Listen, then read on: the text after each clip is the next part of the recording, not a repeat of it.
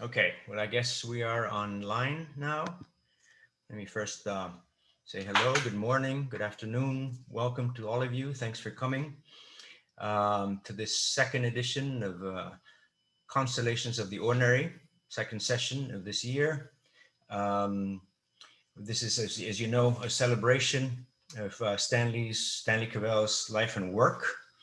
And it's a group of friends that have gotten together. This is one of the features of this colloquium, that we are trying to construct a community of discourse together. That's why we're meeting once every month, so that we have time to sort of metabolize what we're reading and writing. I encourage those of you that participate and are hoping to come back to write your questions, whatever thoughts you might have in the chat, because we will take that as a feedback for our following sessions. As you will see, we have a very eclectic, very diverse group of people that are participating in the next 5 months, and we hope you can join us. I wanted to point out that our banners, the ones you see when you come in, are always going to have a little quote from Stanley. Last week's, I don't know, I forgot to mention it, read, looking philosophically, as it were, beneath our feet rather than over our heads. These are little slogans or quotes that are supposed to characterize certain aspects of Cavell's thinking. This week, we have, in particular, let me see if I find it. I thought I had it in front of me.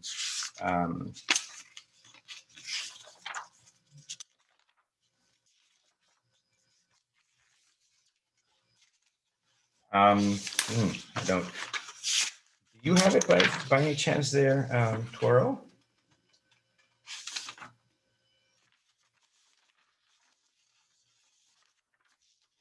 Yes, the problem, he says, this is a quote that you read at the beginning. The problem of the critic, as of the artist, Cavell writes, is not to discount the subjectivity, but to include it, not to overcome it in agreement, but to master it in exemplary ways. I want us to keep that in mind, because I think it'll come up in our conversation. In any case, I hope to do so. While Toril is speaking, Toril will be our first speaker. I would encourage you to write your questions or whatever thoughts in the chat space, and we will take that into consideration. We are going to proceed in this way. For those of you that are just coming, we're gonna have Toril speak for 30 minutes. Then Stephen Affeldt is going to speak for another 30 minutes. Then we're opening the discussion for panelists that are with us, and then we will open it for the general public. In the meantime, we will be collecting your questions. So please do write them on the chat.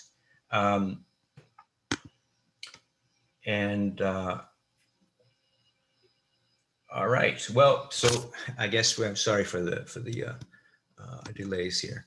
Victor, I'm sorry. Are we directing those questions to the entire conference, or just to someone in particular? You can direct them either to the entire conference, or else to myself, to Victor Krebs. Either way, it works. Okay, so we're starting now. It is my great pleasure to introduce Toril Moyne from Duke University, who will be reading her paper, or not reading, or reading parts of the paper, right? Called A Wittgensteinian Phenomenology of Criticism. And Toril, you have the word. Welcome. Thank you. So I'm Toril. My paper is called Wittgensteinian Phenomenology of Criticism. It continues work that I did, it continues the work that I did when I was, sorry, I actually have to stop here. Suddenly my screens went full screen and I can no longer see my manuscript. Well, I luckily have it in my hand, so we'll do it like so. So this continues work that I did in Revolution of the Ordinary. And in this paper, I'll ask whether there can be such a thing as a Wittgensteinian literary criticism. But even before that project can get off the ground, it runs into an obstacle, namely Wittgenstein's own famous give up literary criticism. As the distinguished British literary critic F.R. Leavis tells the story, one day around 1930, Wittgenstein came up to him and said, without any kind of preamble, "Give up literary criticism." Grievously offended, Leavis wanted to retort, "Give up philosophy, Wittgenstein," but he held his tongue. Did Wittgenstein mean to say that literary criticism is a worthless intellectual pursuit? Leavis certainly thought he did, but Wittgenstein was equally hard on philosophy. He himself gave up philosophy in 1920 and only returned to it in 1929 when he realized that he had new compelling questions to answer. He also regularly told his students to give up academic philosophy. One such student was Maurice O'Connor Drury, known as Con, who writes that Wittgenstein constantly urged his pupils not to take up academic posts and become teachers of philosophy. Taking this to heart, Drury trained as a psychiatrist, but he insists Wittgenstein never advised anyone to give up philosophy if by that is meant thinking about first principles and ultimate problems. When I said goodbye to him for the last time at Cambridge, and we both knew he didn't have long to live, he said to me with great seriousness, "Drury, whatever becomes of you, don't stop thinking." Wittgenstein's advice to give up philosophy embodies a strong critique of academia and an equally strong sense of personal and existential seriousness. If you have no burning questions, you shouldn't be doing philosophy at all. Since Wittgenstein detested most academic philosophy, he would probably have detested most academic literary criticism too. The real question arising from his give up literary criticism is whether literary criticism can be existentially serious, expressive of genuine thinking, and also committed to Wittgenstein's hallmark philosophical struggle against the bewitchment of our understanding by the resources of our language. So the question then is, can there be a Wittgensteinian literary criticism? Now, this is the short version of my paper, which I seriously hope will clock in at 30 minutes. So the short version of a longer discussion is it's by no means clear. There are all kinds of reasons why one might want to give up that project, like imposing a theory, laying down requirements for what the literary critic should do, all of which would be against Wittgenstein's own ethos, but I won't go into the reasons why not. I will just say that these questions about whether there can be such a thing as a Wittgensteinian literary criticism, and if so, whether that is the sort of thing that can be taught, these questions have puzzled me for years. This essay is an attempt to reach a greater measure of clarity about them. But how do we begin with this? Wittgenstein would certainly advise me to give up the craving for generality and focus instead on examples. We remember that Wittgenstein says that an example is not in principle more ambiguous or certainly not less illuminating than a theory or a definition. And an example has the great advantage that it doesn't have to represent anything, doesn't have to stand for a class of similar cases. It's just a particular case that invites reflection and analysis. And here, next slide, siguiente, por favor. The point of working with an example is to invite dialogue. For if you can't see what I say I see in the text, the next step must be to discuss the matter, to try to get clear on whether we imagine the case at hand differently and what our respective views overlook and what they entail. Disagreement is not disconfirming. It's as much a datum for philosophizing as agreement is, Cavell notes. And Cavell's great teacher, J.L. Austin, also relishes disagreement. A disagreement as to what we should say is not to be shied off, but to be pounced upon, for the explanation of it can hardly fail to be illuminating. I should say that it seems to me that a good disagreement can be just as philosophically clarifying as some kind of harmonious agreement. I take that to be an implication. But here I just want to say that an analysis, a description of a particular case, the example, can only ever be an invitation to look and see, to consider whether or how far you can see what I see in that particular case. Just as I stake my subjectivity in my claims, you will stake yours. You test my claims against your own convictions, perceptions, and experiences. Sometimes you convince me, sometimes I convince you. But even when we can't find common ground, it doesn't follow that nothing has been achieved. The investigation itself will still have been illuminating. And the best examples are those that inspire more thought, the ones that turn out to be good to think with. I think here we go to siguiente, por favor. The next slide. I'm going to be brief on this, but the key problem then, if we're going to work with examples, is to figure out what our problem is. We turn to the example in response to a problem. And in my experience, at least in literary studies, to figure out what I'm actually doing, why am I fascinated by this, is the hardest thing. And the ensuing investigation is not supposed to lead to an explanation, but to a description. And this description, Wittgenstein says, gets its light, that is to say, its purpose from the philosophical problems. So if we had no problem, if we don't, then the investigation will be empty, because it will have no purpose. We're just messing about with an example, but it's not leading us out of our confusions, to put it that way. And that's the hardest possible work. So here, siguiente, por favor. So then, obviously, I now need to choose a question. And when it comes to the question of choose an example, I meant. So when it comes to the question of Wittgenstein and literary criticism, one example imposes itself, namely Stanley Cavell's pioneering essay, The Avoidance of Love, a reading of King Lear. This was first published in 1969. Siguiente, por favor.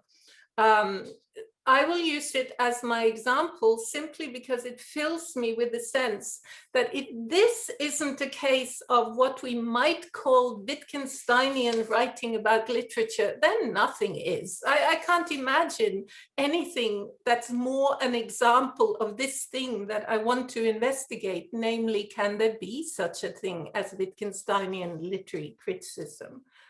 So what makes Cavell's reading of King Lear Wittgensteinian?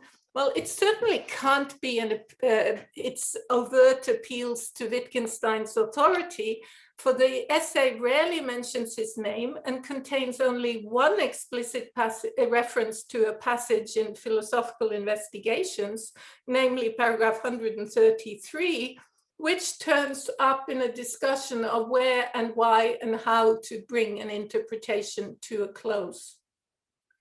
So what kind of questions does Cavell ask? What are his problems? The subtitle of The Avoidance of Love is a reading of King Lear. Cavell uses the term reading to signal that he thinks of literary criticism as the attempt to get clear on problems arising in our encounter with the text. And that's already crucial, to get clear on problems arising in our encounter with the text. The investigation will take the form of a description, which, if successful, will make the problem disappear. Siguiente, por favor. In fact, Cavell begins not by going straight to King Lear, he doesn't begin by diving straight into the text. He begins by a discussion of character. He asks, what, if anything, grounds the belief, widespread among literary theorists at the time, and still today, I think, that there is a conflict between character criticism and verbal analysis.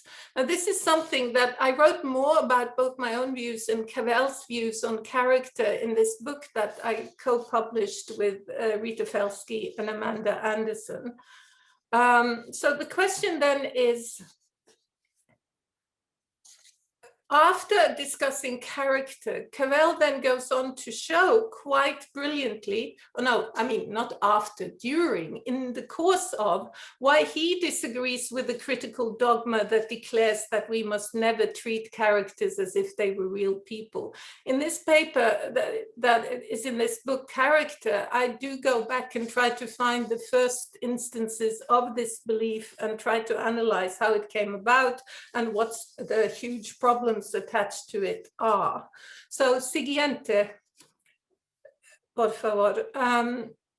So the key, first, Cavell goes into 9 critical questions about King Lear.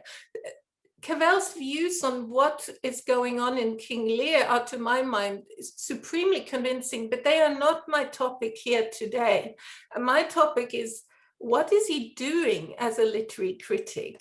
So he begins by posing these 9 classic problems about King Lear, which I will not go into.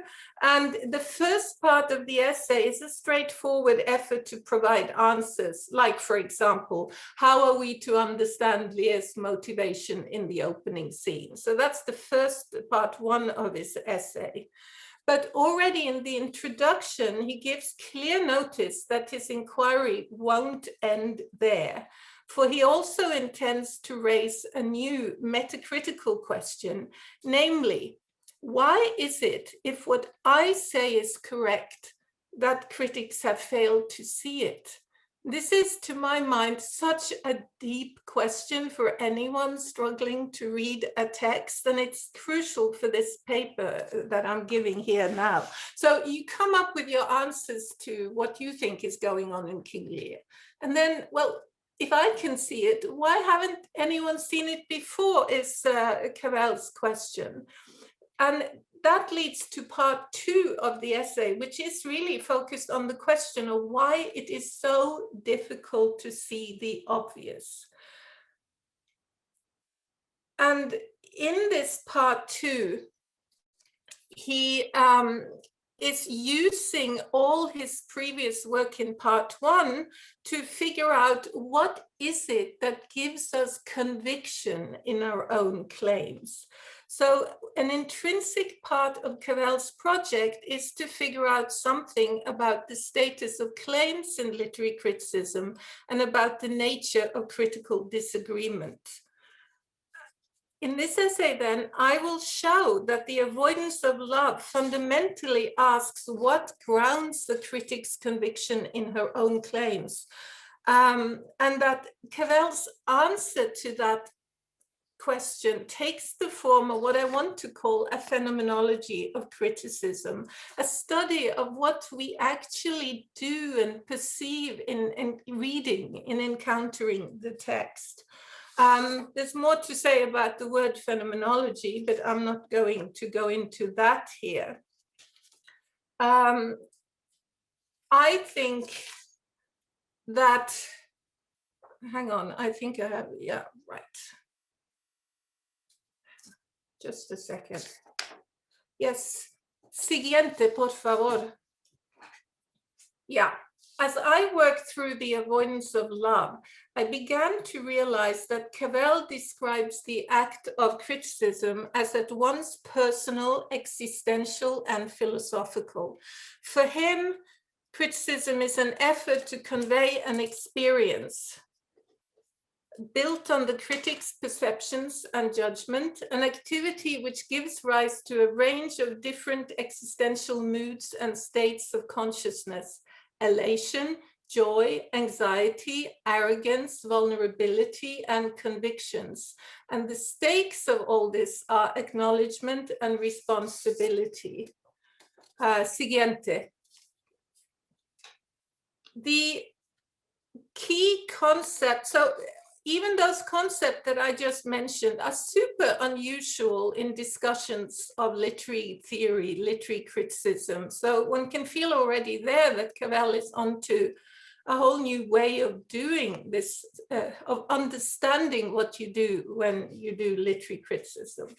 So the key concept in Cavell's Lear essay is acknowledgement. Now, I wrote quite a bit about acknowledgement in Revolution of the Ordinary, and I'm not going to dwell on it here. I'm just going to briefly say that, as is well known, for Cavell, King Lear is a play about the disastrous consequences of turning away from love, because love requires acknowledgement, and acknowledgement requires self-revelation.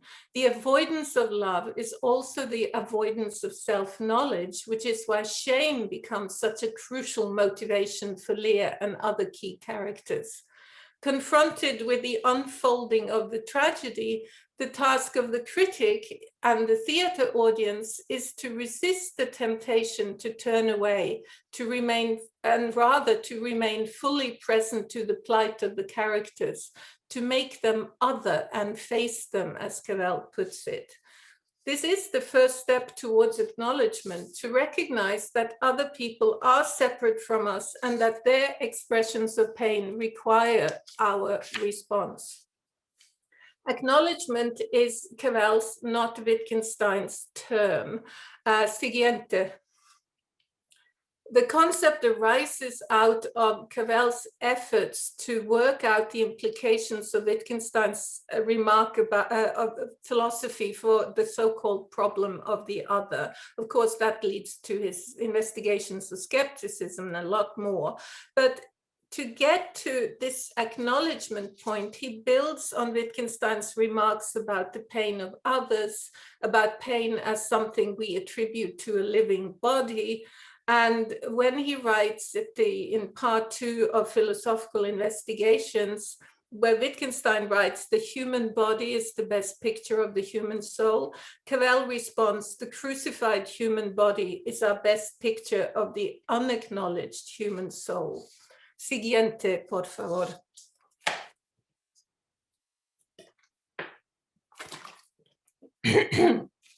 It's allergy time here in North Carolina. In the avoidance of love, acknowledgement is something a subject does.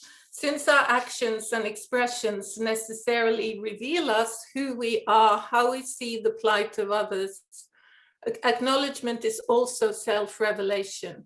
Acknowledgement is response, the attempt to see how it is with the other and to express what we see. It requires us to do something truly difficult, namely direct our undivided attention to the other. Acknowledgement, in my opinion, differs from terms such as sympathy and empathy, which I see people often confuse it with, because it's not just a mental or emotional operation or a state of mind. It is expression, action. It requires us to make ourselves present to the other, not just become a distant onlooker, even if that position fills me with a state of empathy or something. Cavell writes, both in the theatre and actuality, people in pain are in our presence. There is no acknowledgement unless we put ourselves in their presence, reveal ourselves to them. So much of the avoidance of love examines self-revelations and the myriad reasons why it's so hard for us to face who we are and what we do. So if acknowledgement is attention and response, and siguiente, por favor, then as a reader, I have to try to understand the work's claims on me. But since acknowledgement is personal, particular, and specific, I now have a double task to understand the work, to acknowledge its concepts and concerns, and to figure out where I stand in relation to it, to get clear on what my own stake in the text might be. And this doesn't have one method attached to it. There is no approach, to put it this way. And here I'm referring to Cavell's way of reading Wittgenstein at the beginning of the Claim of Reason. He says there is no approach. We begin with a blur and a block and so on. One implication of reading a text is, and of Cavell's idea of no approach, is that you can't deal with the text as if it were a physical object. Measuring and weighing it and so on is very good if you're a historian of the book and book production, but it won't help you to do literary criticism. The text is simply not outside me in the same way as a tree is outside me, because the text language is also the medium of my own existence. I'm inside and part of it at the same time as I am trying to think about it. I won't dwell on that here. I will just move on. Siguiente. So how are we then going to acknowledge this text? Here, Cavell's fantastic essay, Aesthetic Problems in Modern Philosophy, says, well, you have to notice something. To notice something is to single out a feature, a metaphor, a genre, a mood, a turn of phrase, or whatever else, and pay attention to it. And Cavell writes in this famous quote, it's essential to making an aesthetic judgment that at some point we be prepared to say in its support, don't you see, don't you hear, don't you dig? The best critic will know the best points, because if you do not see something without explanation, then there is nothing further to discuss. But this feels daunting, and particularly for beginners, because what if you don't feel you're noticing anything? Siguiente. I remember vividly the first time I visited the great art museums in Paris. I was 17, a country girl from the west of Norway. I had never set foot in an art museum at all until I stood there in the middle of the Louvre. My French friends appeared undaunted. They even had things to say about the non-figurative paintings in the Jeu de Paume, where the modernists were at the time. But I grew mute.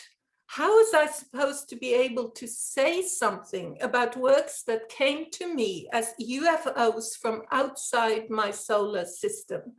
Although I looked as carefully as I could, I felt as if I was incapable of actually seeing anything in these paintings. I could find no words.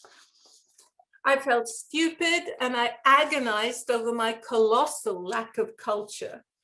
Back at the University of Bergen, I had exactly the same experience with modernist poetry, which my teachers were experts on. More often than not, this poetry made me feel that I was drowning in a kind of word soup. As with the paintings, I simply didn't know where to begin. But it turned out that I could learn. So let's not forget that to get to the point where one can notice something of critical interest in a text or in a painting or in a work of art is in itself an achievement. And this is what I want to stress here. You don't begin by noticing something interesting. It takes what Wittgenstein always calls training. This is good news. The capacity to notice something can be taught. This is why future critics go to graduate school, to train their eye and ear, to become learned in their field, to understand the wider intellectual debates of their day. When it's done in the right way, the study of theory and philosophy trains the critical imagination by offering new ideas which refine and extend our range of perceptions. Done in the wrong way, it may give students the impression that once they have learned the theory, then the theory will tell her what to look for. That is so relaxing, because then you master the theory and you have your approach. It you won't have to risk yourself and your judgment in the work of criticism.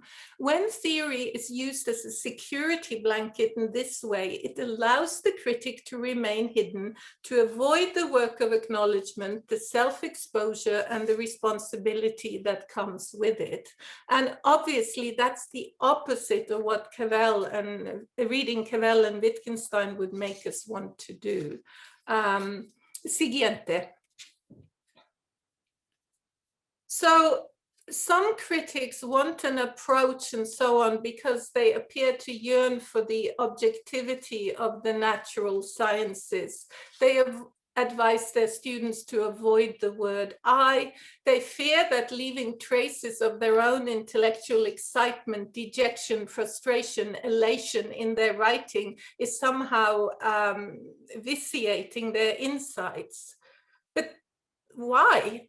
They forget, such critics forget that in most of the humanities, subjectivity, experience, perceptions are not impediments to knowledge, but rather conditions of possibility for having any knowledge at all. And here I come to the quote that Cavell, we used to introduce this session, namely, the problem of the critic as of the artist is not to discount his subjectivity, but to include it, not to overcome it in agreement, but to master it in exemplary ways.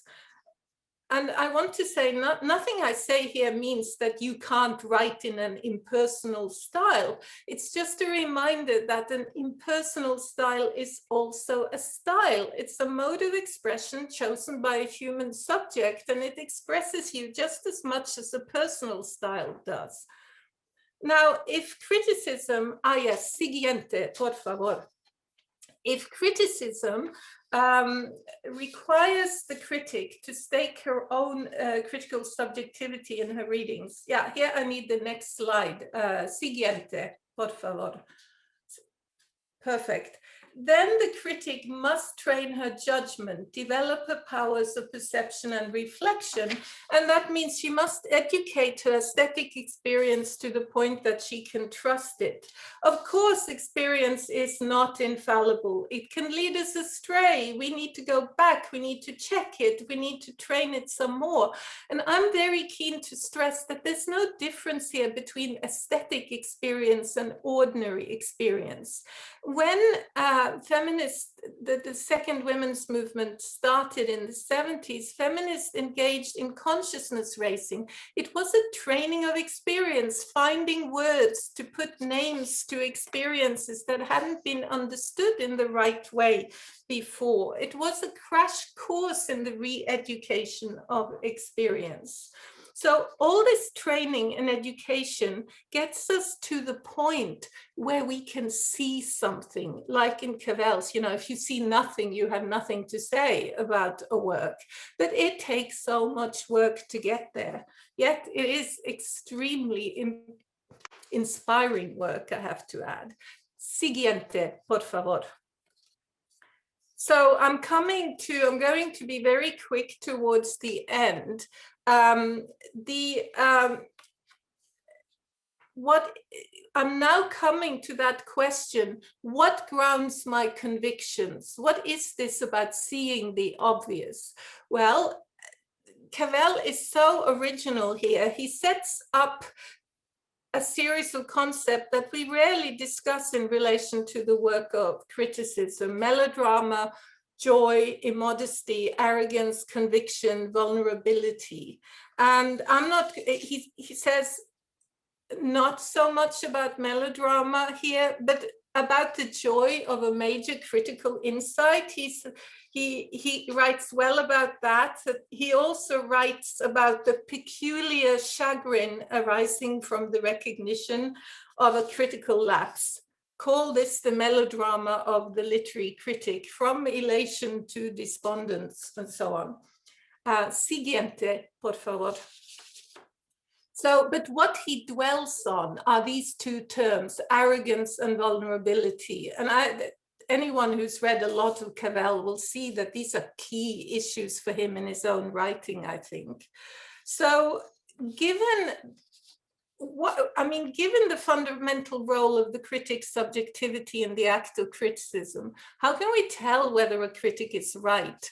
To find an answer, Cavell sets up a series of concepts that we've already looked about. And then he goes to arrogance. Arrogance is inherent in criticism, he writes. But it's inherent in philosophy too, and in most of the humanities. For what gives the critic or the philosopher the right to say that she sees what we don't, that she, of all people, can bring the world or the work to self-consciousness, as Cavell puts it? This sounds so presumptuous. But what would criticism be if it only told us what we already know? In any case, it's just true that the best critics do see something we haven't seen. They can change our experience of a work forever. I am incapable of watching a performance of King Lear without measuring against Cavell's understanding of the opening scene, for example. Nor can I watch the end without seeing it with Cavell as Lear's second betrayal of Cordelia. Until Cavell showed me how to look at these scenes, I missed their significance. His essay has enriched me, given me the capacity to see more and more deeply than I did before. And that's what great criticism does. So the critic is arrogant because she thinks she's seen something the world needs to know. But this arrogance makes us vulnerable as well. We're arrogant because we can't just let go of our conviction, for it expresses our faith in the rightness of our reading or seeing. But when I do this, I become vulnerable. First of all, I think because my conviction makes me helpless. I simply can't help seeing what I see. Here I stand, I can do no other, I think is Martin Luther's point. But I'm also vulnerable because my conviction may require me to speak up to see if others can come to share my view, which is far from a foregone conclusion. For critical conviction is not grounded in philosophical reason or scientific measurement, but in experience, perception, and judgment. So by sharing what I see, I expose myself to the judgment of others. No wonder that so many literary critics feel overwhelmed by anxiety when they first set out on their path, and that even after writing for years, so many of us continue to feel that tension in the gut as we struggle to express our convictions. Siguiente, por favor. So then this leads Cavell to think about obviousness, because once you've worked hard on a text, you see something, and some of that something will strike you as utterly obvious in the sense that, how did I not see this before? But it's clear, this is what the work is about. Cavell writes, a critical position will finally rest upon calling a claim obvious, and a critical discovery will present itself as the whole truth of a work. He is well aware that these claims come across as ludicrously easy to dismiss, and he has a brilliant response to it, which I won't go into here. But when he says the difficulty of criticism is the difficulty of seeing the obvious, I think that is so true, and it is so original as part of literary theory, because in literary studies, obviousness has simply not been a valued concept. On the contrary, the less obvious, the more brilliant the critic is, apparently. So why does he insist that obviousness is a key problem? And doesn't Cavell come close to contradicting himself when he claims first that he takes himself to have seen something in King Lear that other critics haven't, but at the same time he says, but what I see is obvious, so why haven't other critics seen it? Siguiente. And here I'm going to go briefly over this. Clearly, reading is normally built on evidence and arguments, but the whole edifice rests on some perception, the seeing something. Some claim that you can't just reason your way to. Once you've seen that, you can begin the process of reasoning your way to all kinds of other things, but you have to see something. And this is the heart of Cavell's understanding of what we do when we read. You have to stake yourself on some observation, perception. This is what I see. And Cavell writes so beautifully about that in Aesthetic Problems. So I'm not going to dwell on that. But what I do want to dwell on a little bit is that I think that Cavell's commitment to criticism as the difficult task of seeing the obvious is the most Wittgensteinian aspect of his reading of King Lear. He notes that the whole of Wittgenstein's later philosophy can be thought of as an investigation of obviousness. But the obvious can be hard to find. There's a difference between what seems obvious and what actually is obvious. Intellectual fashions are often the culprits. They make us take dubious claims as unquestioned starting points, make us buy into a theoretical picture of how things must be. For example, what a play is, how to treat or not to treat characters, or what we need a theory of subjectivity for example, with the result that we simply miss what is right before our eyes. To see the obvious, to reach clarity, is really hard. We may have to free ourselves from the pictures that hold us captive. And we do this not by conjuring up unheard of ideas, but by reminding ourselves of what we already know. The work of the philosopher consists in marshalling recollections for a particular purpose. Marshalling recollections used to be translated as assembling reminders. In German, Wittgenstein uses the phrase ein Zusammentragen von Erinnerungen, a gathering of memories, which I think is like so poetic. If a critical confusion is a kind of forgetting, then critical insight is a kind of remembering. And so now I come to my peroration, my end. Siguiente.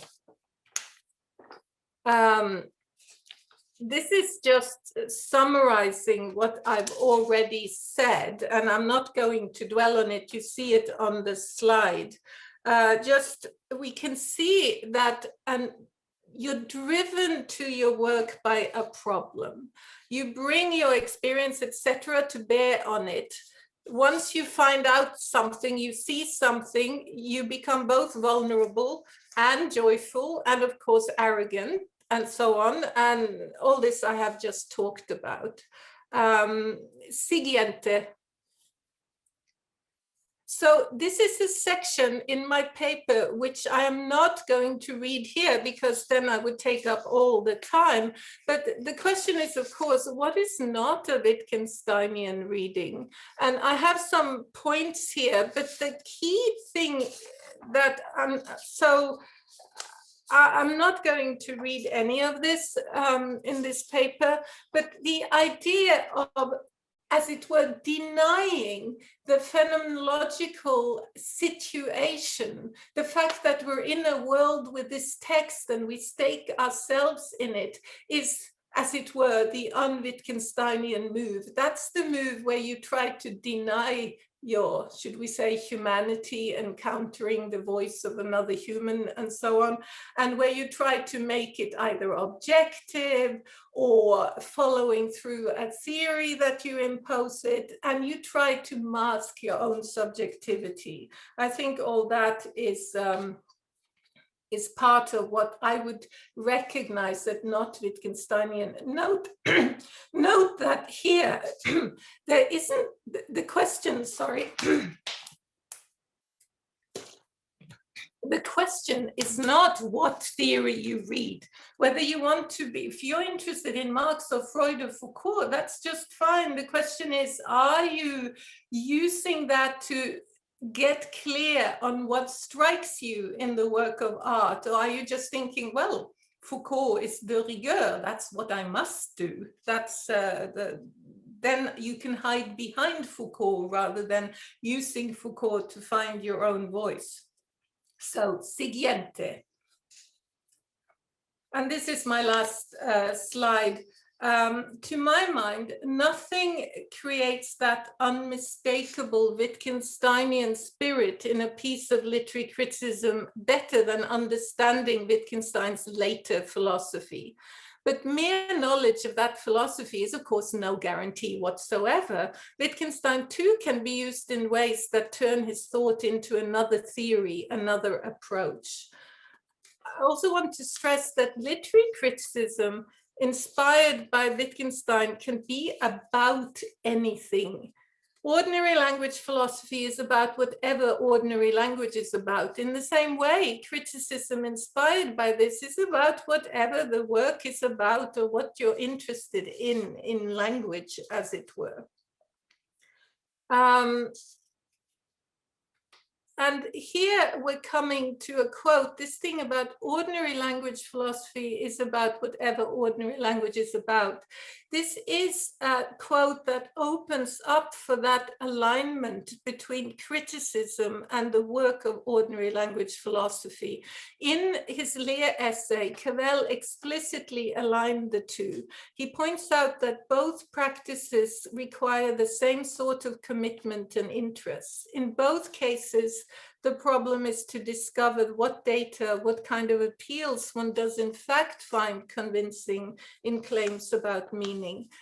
By insisting on the similarity between literary criticism and ordinary language philosophy, Cavell draws attention to the work of thinking in literary criticism.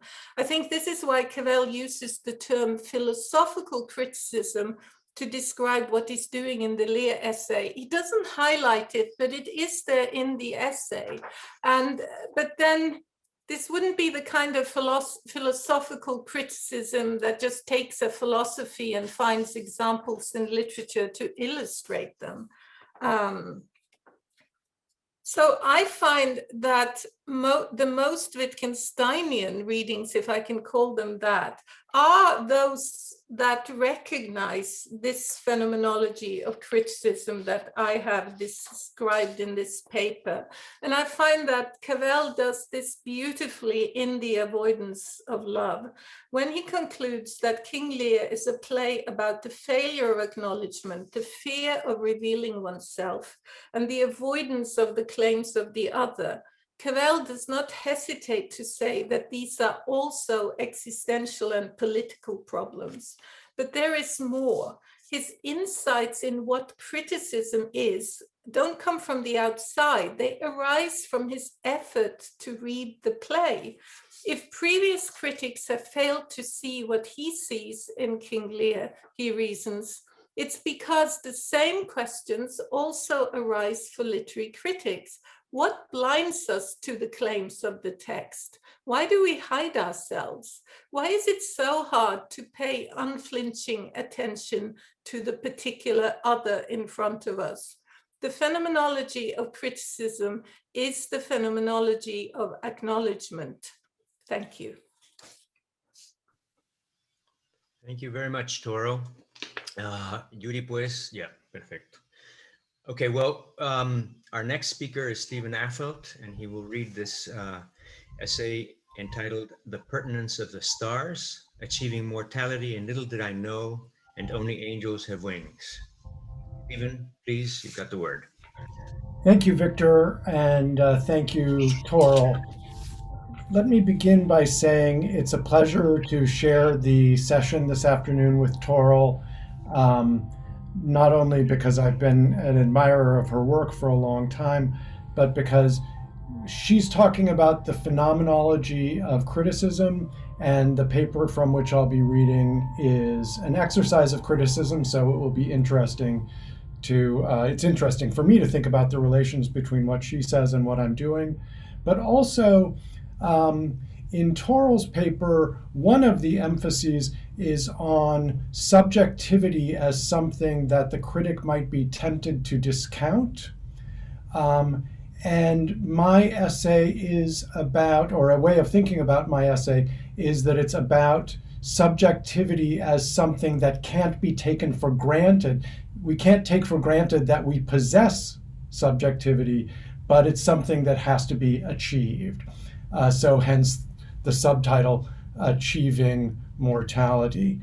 It would be interesting, I'm interested in thinking about whether that shift in valence is something that would come up in Cavell's work after his turn to moral perfectionism.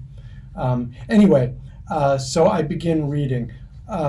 My paper offers a reading of Stanley Cavell's autobiography, Little Did I Know, and Howard Hawks's 1939 film, Only Angels Have Wings, in terms of each other, and its structure moves back and forth between the two.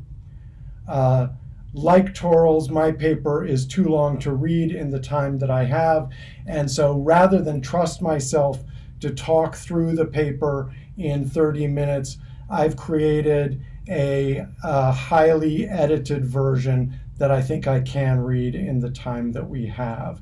You can think of what I'll be presenting as an archipelago of excerpts that are connected by slender bridges of words. And given the focus of our session on Cavell, most of the excerpts that I will read focus on Cavell's texts, and the bridges are mostly descriptions of and bare assertions about the film. In their remarkable reading of The World Viewed, William Rothman and Marion Keene argue that, quote, apart from the roles movies played in Cavell's education, it would not have been possible for him to have accomplished those feats of philosophical imagination called The World Viewed, Pursuits of Happiness, and Contesting Tears, or for that matter, Must We Mean What We Say, The Claim of Reason, and all of the other books and essays that comprise this American philosopher's singularly ambitious body of work, end quote. They argue, that is, that Hollywood films were not only as essential in enabling Cavell's work and giving it its distinctive character as, say, his experience of Austin, his reading of Wittgenstein, or his understanding of skepticism, but they were an absolutely indispensable condition for the possibility of the work as a whole. But recognizing the force of this claim highlights a surprising feature of Cavell's autobiography. Namely, in a text that is explicitly presented as an attempt to recount the conditions that shaped the formation of his philosophical voice, film plays almost no role.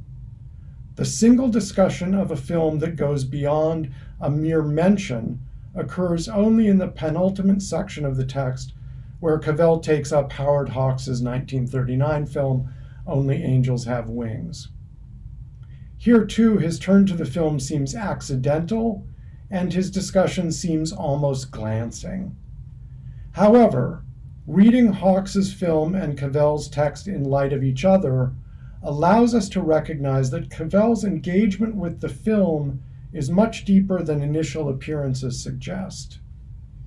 Indeed, I will argue that through his engagement with Only Angels Have Wings, Cavell not only declares his conviction in the existentially orienting power of Hollywood films and their stars, but reveals the deepest philosophical ambition of Little Did I Know as a whole. I'm now skipping most of a section of a text in which I just describe some of the main plot points of the film Only Angels Have Wings, and I pick up with the final paragraphs of that section. This film occupies a special place within Hawks's criticism, in large part, within Hawks' criticism, in large part because it's seen as epitomizing a purported Hobbesian existential moral vision, celebrating a tough, aloof individualism and insisting upon a kind of autonomy that's best demonstrated in willful defiance of mortality. The flyers in Only Angels Have Wings aren't simply willing to risk their lives if necessary in order to complete an important task. Rather, both literally and symbolically, flying provides the opportunity they seek to defy their mortality in titanic repudiation of human condition. Flying represents a declaration of themselves as unreachable by mortality, as if already on the side of the angels. This kind of existential moral vision is undeniably present in Only Angels Have Wings. Indeed, for most of the film, Jeff Carter, the Cary Grant character, his preeminence among the flyers, and his status as the film's star are presented as functions of his being its purest embodiment. However, watching Only Angels with Little Did I Know in mind helps us to recognize that the film ultimately presents a quite different existential vision. And now I move to a section of the text in which I begin discussing Little Did I Know.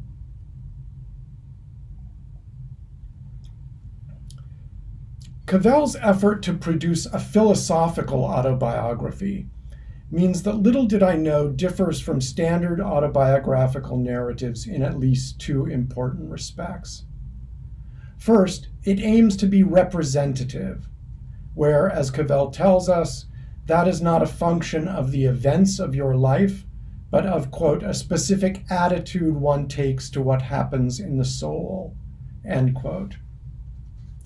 Hence, while Little Did I Know is occupied with specific details of Cavell's life, it considers and presents those details in the thought that they may illuminate common conditions of human life.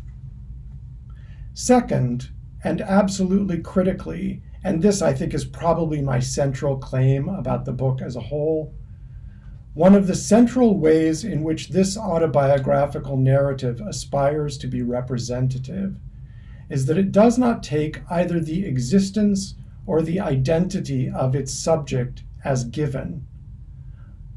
On the contrary, these are exactly the matters that the work of telling is to determine and demonstrate. So Cavell's autobiography represents his attempt to achieve his existence, to demonstrate that he exists and who he is. There's no question, of course, that a specific genetically distinct individual came into the world in September of 1926 and lived for 91 years before leaving the world in June of 2018. But facts of that sort don't, in the relevant sense, establish the existence or identity of Stanley Cavell.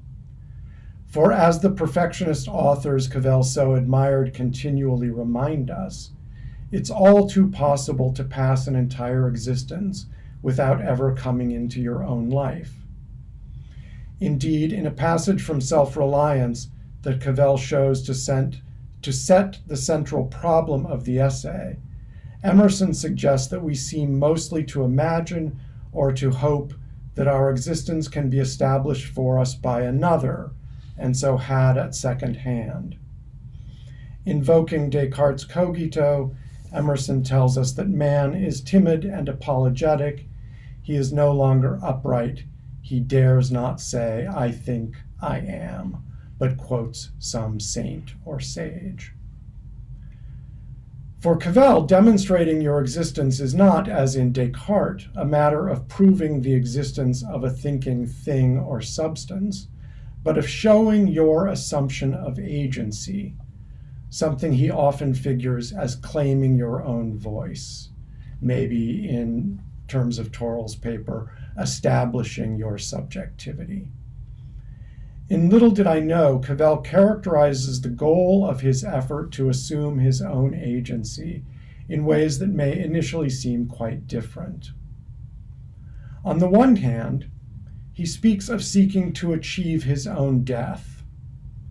Early in the text, in explaining why he had been unwilling or uninterested to compose a straight narrative of the events of his life, Cavell remarks, this is an extended quote, "Such a narrative strikes me as leading fairly directly to death without clearly enough implying the singularity of this life, in distinction from the singularity of all others, all headed in that direction. So the sound of such a narrative would, I believe, amount to too little help to me or to others." We might ask, help with what?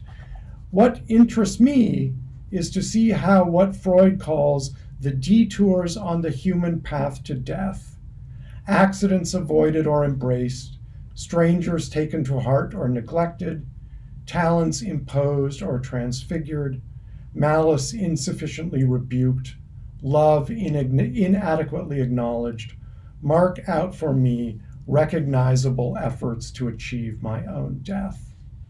End of quote. On the other hand, Cavell also speaks of his efforts to assume his own agency in terms of achieving birth, choosing a life into which he could be born.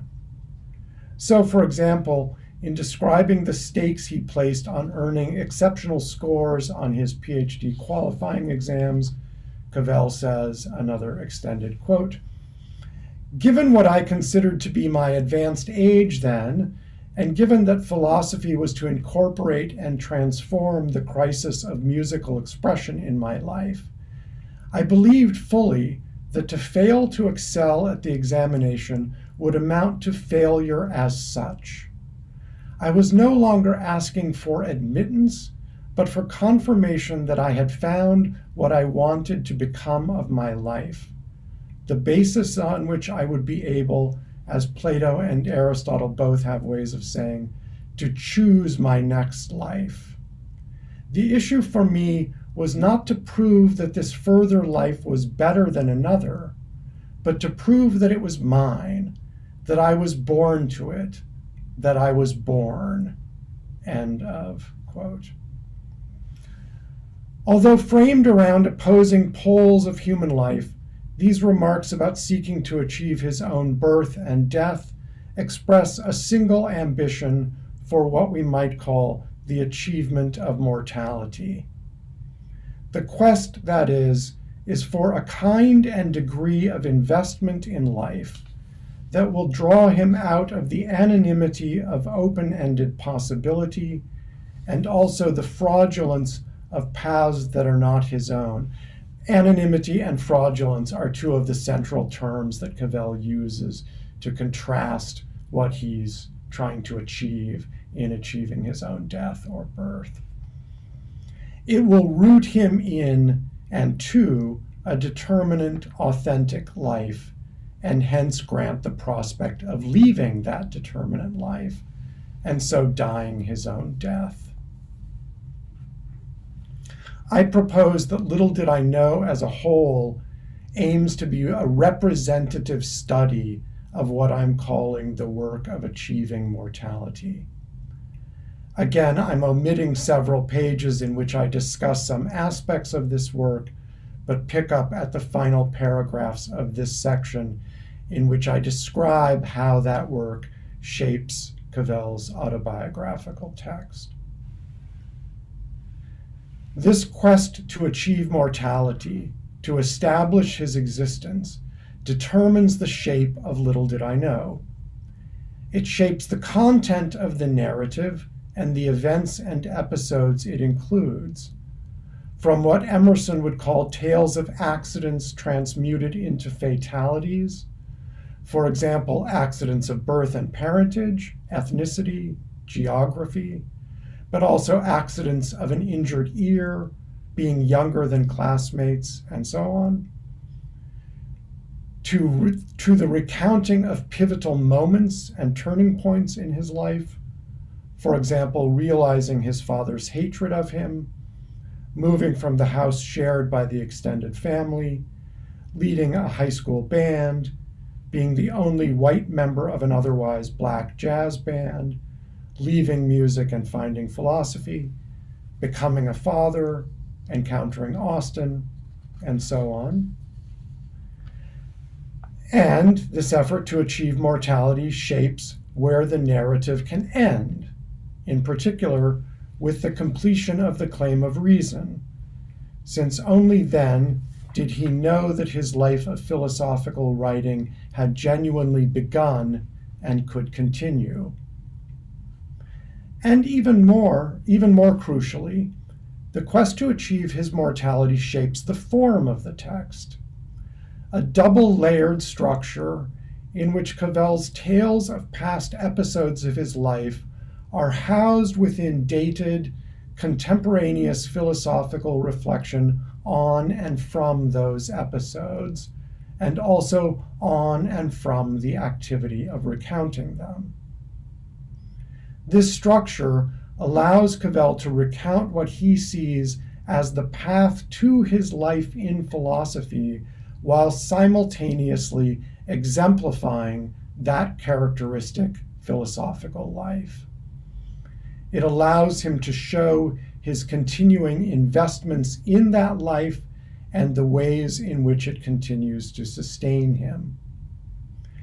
This writing, in this form, with all that it tells of his life and with all of its, quote, immeasurable and specific ignorance, end quote, of that life, is what Cavell can offer as demonstration of his existence.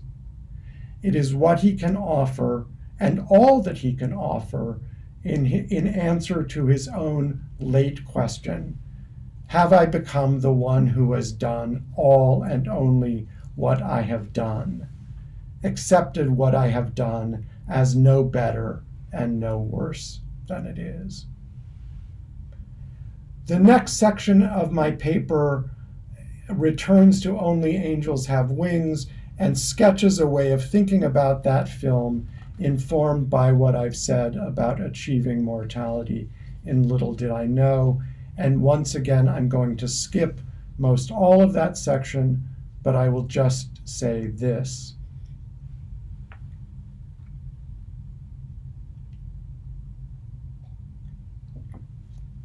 In an influential reading of the film, the critic Gerald Mast argues that the film is an exploration of tensions between, quote, indomitable, courageous defiance of one's mortality, end quote, represented by Jeff Carter, and, quote, warm, compassionate human feeling and sympathy, end quote, represented by the female lead Bonnie Lee, played by Jean Arthur, and that the central narrative issue of the film is how Bonnie comes to accept Jeff's life and by implication share it with him.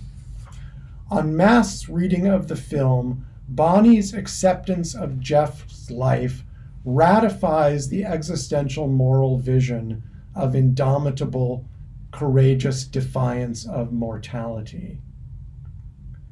Contrary to Mast, I argue that the film shows that the central issue of the film is actually not Bonnie coming to accept Jeff's life, but Jeff coming to accept his own life and invest himself in it, and that this acceptance and investment is figured in Jeff's coming to commit himself to Bonnie. So the dynamic is basically exactly the reverse of what Mast suggests. And it's not just that it's the reverse, it's happening at a deeper level. Jeff is coming to accept his life, and his acceptance is emblematized in his commitment to Bonnie. As such, I argue that the film is not ratifying the purported Hawksian moral vision of willful defiance of mortality, but critiquing that vision. By showing Jeff's move from a life, quote, based purely on the immediacy and ephemerality of the present, unquote, to his grounding himself in his life, the film moves from an existential moral vision celebrating defiance of mortality to a vision calling for what I've called the work of achieving mortality. So with that left at the level of just bare assertion, I now return to the final section of my paper, which I will read more or less in full, which returns to Little Did I Know. We're now in a position to appreciate the force of Cavell's direct engagement with only angels in Little Did I Know. I mentioned at the outset that his engagement can seem glancing and relatively inconsequential. He initially invites the impression that he turns to the film simply because he happened to find it on late-night television during a bout of insomnia. Further, after he first mentions the film, which he calls quite good, but self-evidently not up to the work of its principal actors, writer, or director, he turns away from it and directs his attention for several pages to the Hawks-Furthman film of To Have and Have Not, and more generally to what he calls, quote, Hemingway's issue that the ability to stake one's existence confers the right to existence, end quote. An issue that is clearly central to Only Angels, although Cavell does not make the link explicit. However, when he turns back to Only Angels, he makes clear that he was led to it not by the accidents of television programming, but by a remark that stopped him while reading Blanchot's The Writing of the Disaster. Quote, the Hawks-Furthman Only Angels Have Wings came to mind, Cavell tells us, out of Blanchot writing, now quoting Blanchot, the inexperience of dying as someone who has not learned how, or who has missed his classes, end quote.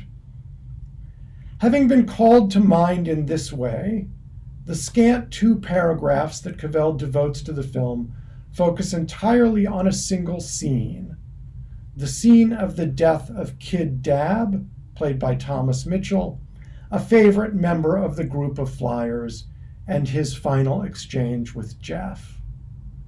This is an extraordinarily rich scene which I can't take the time to describe here, and Kid's death is a pivotal moment in the film and in Jeff Carter's transformation.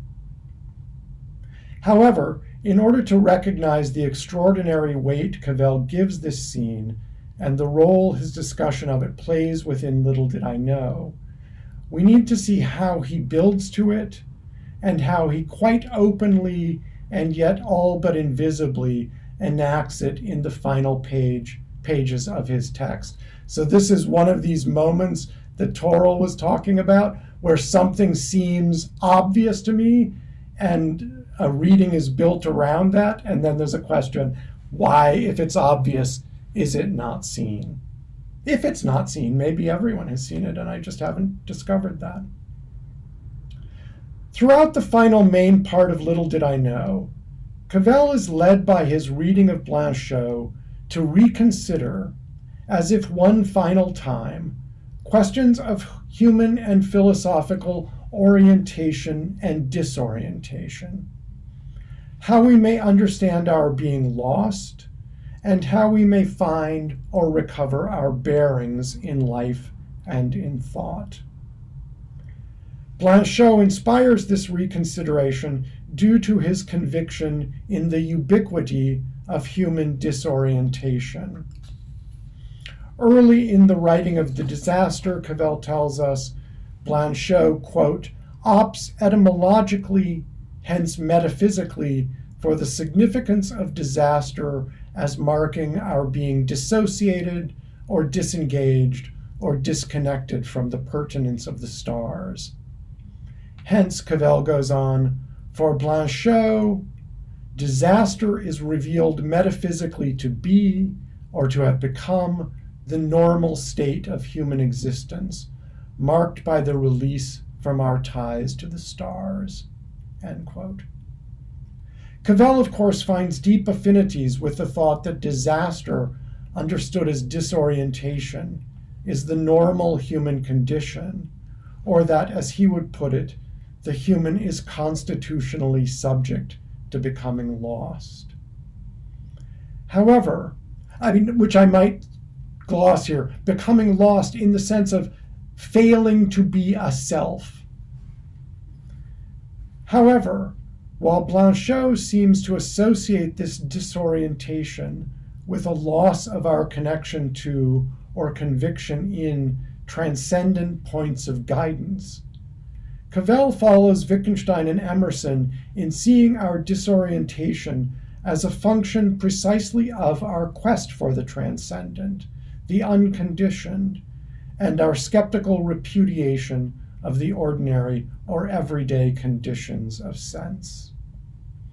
It is a function of what he calls the human drive to deny or escape the human.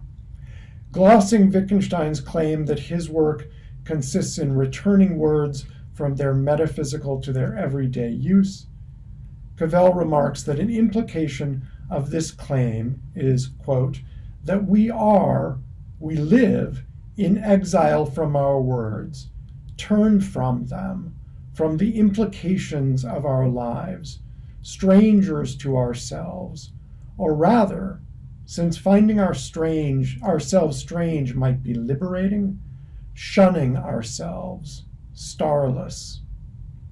He goes on to point out that a symptom of our being lost to ourselves is that we seek a transcendental rescue in or from our words.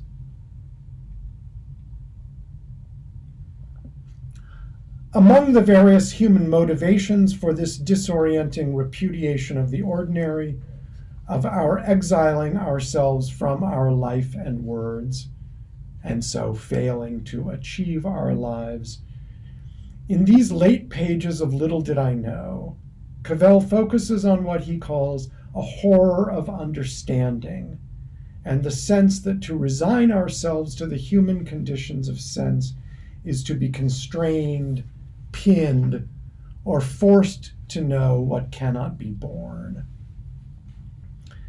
Cavell considers horrors connected with our understanding of others, fears that we may be impaled upon or paralyzed by our knowledge of their suffering, whether they be as near as a desperate and enraged father or as distant as anonymous strangers. And he considers horrors connected with our being misunderstood by others, and so struggling to avoid being hemmed in by the pictures they may form of us. But for my present purposes here, the most relevant knowledge that can seem unbearable is a form of self-knowledge. It's the knowledge of our Emersonian representativeness, of our standing for humanity. To face the knowledge of our human representativeness is to acknowledge that we are always essentially more than any of our particular self-realizations. Being creatures of language, we are essentially creatures of possibility, always and essentially open to what Emerson calls a further, as yet unattained but attainable self. Of course, possibility and its call for continual but uncertain becoming has its own torments. But what can seem especially unbearable in this knowledge of representativeness is its other face, the knowledge that in order to be anything at all, we must embrace determination, become, at least for a time, one thing rather than another. Staking our lives, choosing some path, comes at the cost of foreclosing other paths and relinquishing what can seem our open possibility. But to fail to stake our lives is to languish in mere possibility. However, that such knowledge can be born, and how its demands can be managed, is demonstrated by Little Did I Know as a whole, and Cavell's late invocation of the Grant character. I'm going to be saying Grant now rather than Jeff because that's how Cavell will speak of him. Of the Grant character epitomizes the essential importance of taking it on. Cavell isolates the moment when Grant stands alone outside the room in which Kidd lays dying. This moment, just after taking leave of the mortally wounded Kidd, and just before his fateful exchanges with Bonnie, gives us Grant in the moment of his transformational decision to accept his life and invest himself in it. A few pages earlier, Cavell had recalled Emerson's injunction to, quote, hitch your wagon to a star, and emphasized its call to let ourselves be oriented by the draw of our attraction to stars. Now he offers us this image of Grant as such an orienting star, trading on, but also radically deepening, the familiar Hollywood idiom for its most alluring or compelling actors.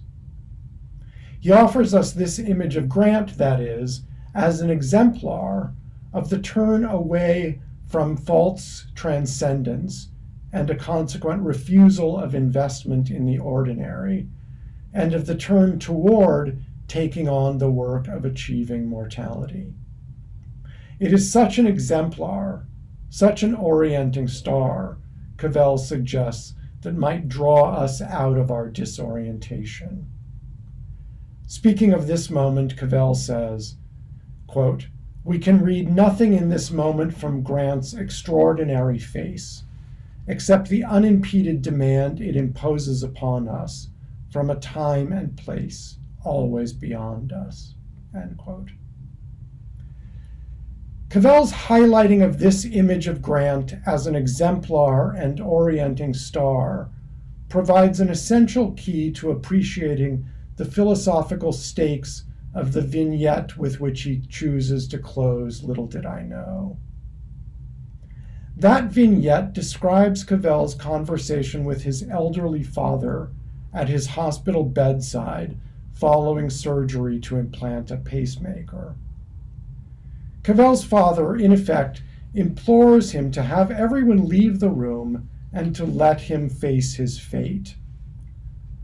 Quote, why are the doctors and nurses and family running in and out of my room as if it's an emergency? What's the emergency? If a child is seriously ill, it's an emergency. To run in and out of a room because an 83-year-old man may die is not an emergency. It's ugly to behave this way. Tell them to stop it. End quote. To this last request or demand, Cavell tells us that he replied, quote, that's not my job. Then adding that he was about to say he would tell the doctor about their talk, but his father had fallen asleep. Cavell ends his autobiography with this sentence. His position appeared awkward to me. I went to find my mother. Of course, the Freudian family romance and how it was enacted in Cavell's relations with his mother and father has been under exploration throughout the text. And it's also true that Cavell, hearkening back to Thoreau's invocations of the mother and father tongue, has used the image of reconciling his mother and father to characterize his aspiration to produce writing that brings together the literary and the philosophical. Even so, these final words can seem painfully awkward and deeply obscure, and neither the awkwardness nor the obscurity is relieved by considering that they appear in the midst of pages considering awkwardness, the awkwardness of dying, and the closely linked awkwardness of philosophizing in the assumption of representativeness, and so with nothing but the common to tell. How can this, we may wonder, constitute the close of Cavell's effort to recount the conditions of his life? The answer that I propose depends upon recognizing that this vignette closely resembles the scene with Kidd and Grant that Cavell has just considered. As in the scene from the film, this vignette depicts a bedside conversation about death and the wish to be left to face it alone. It includes a kind of leave-taking of the man facing death, and it invites us to imagine Cavell, like Grant, standing alone outside the room he's just left, preparing to go in search of the woman who has always represented the world of life, culture, and the affirmation of desire. This closing vignette then forges an identification between Cavell and Grant, and through this identification offers us an epitomizing image for the work of Little Did I Know as a whole. To present Cavell, or rather to present his own depicted life as an orienting exemplar of the work of achieving mortality. To the extent that we allow ourselves to be drawn by our attraction to these exemplars, we retain or recover our connection to the pertinence of the stars and avoid disaster. It's a mark of Cavell's conviction in the power of Hollywood cinema, and equally of his entrustment to the ordinary, that the stars he offers us for orientation are not in the lifeless depths of space, but shining before us on Hollywood's silver screen and in the pages of the book we hold. But given our human drive to deny the human, the presence of these stars before us may make them harder to recognize as points of orientation. It's often easier to lament the absence of an unseen God than to heed the demanding appeal of the luminously mortal. Thank you. Thank you very much, Stephen. Thank you both for such wonderful presentations. We are running short of time, but I think it's been worth it. I would like, for those of you that already have your hands up, so I'm going to start. I'm going to start with the ones I see in the order I see them. Nicholas, Byron, and William. Bill, please. Nicholas, your volume is muted.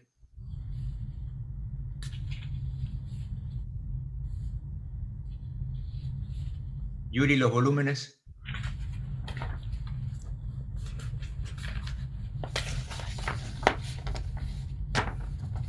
Yuri, los volúmenes no los pueden mutar. Yeah, can you do it now?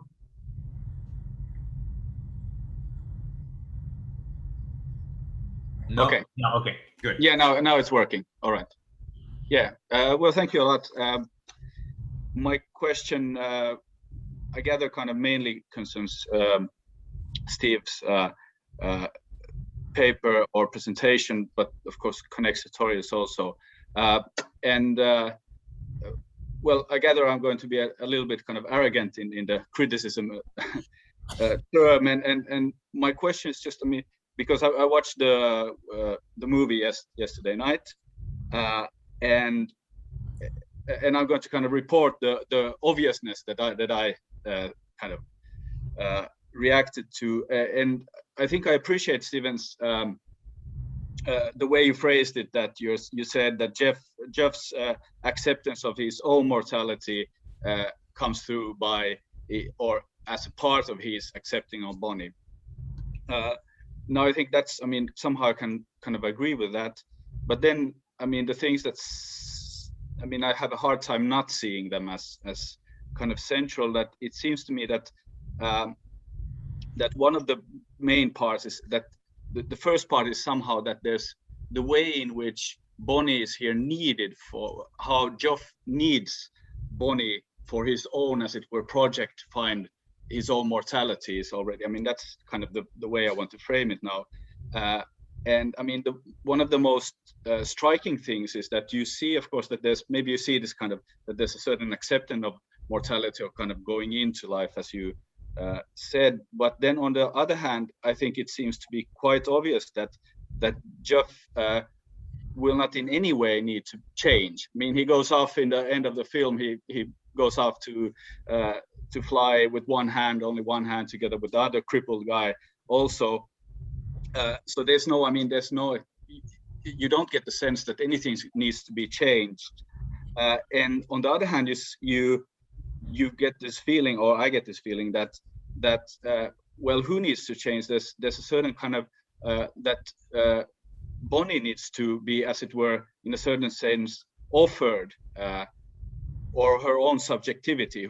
She appears in the movie very independent, self-confident, playing along, but then somehow she is transformed through her love to Geoffrey, which seems to be a very phantasmatic characterization of this woman that would somehow first be very self-confident, then suddenly she just falls completely in love, goes and loses all her self-confidence, her own subjectivity, you could even say, in many ways.